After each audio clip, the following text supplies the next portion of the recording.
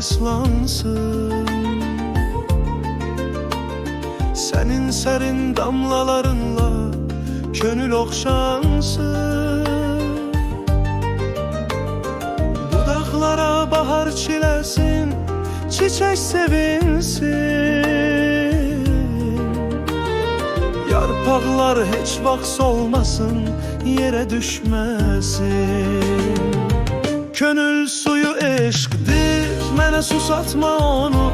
Eşq ışığı üzümə vursun hər an hər yolu. Bahar sen mənim qəlbimdə gətir bitmə. Sonsuz yarpaqlar sənlə bəzəyim gülmə. Könül suyu eşqdir, mənə susatma onu. Eşq ışığı üzümə vursun hər an hər yolu. Bahar sen mənim qəlbimdə gətir bitmə.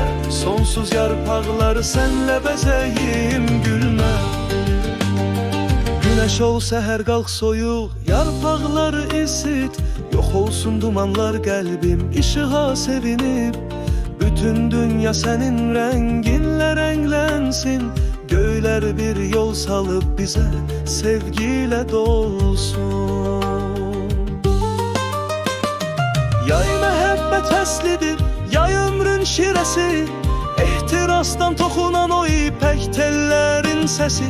Bu həyatdır sənlə gözəl hər anda olsun. Eşq rəngində bizə aid bir aləm olsun. Könül suyu eşqdir, mənə susatma onu. Eşq ışığı üzümə vursun hər an hər yolu. Bahar sən mənim qəlbimdə gətir bitmə. Sonsuz yarpaqlar sənlə bəzəyim gülmə. Torpaqda çiçəklər, sənin nəfəsinlə çiçəklər. Ömür baharıdır, sənlə günəş məni işıqlandırar. Sevgilə dolsun yollar, bizə zaman dayansın. Hər bir gecə bir nağıl, səhəri bahar yazsın.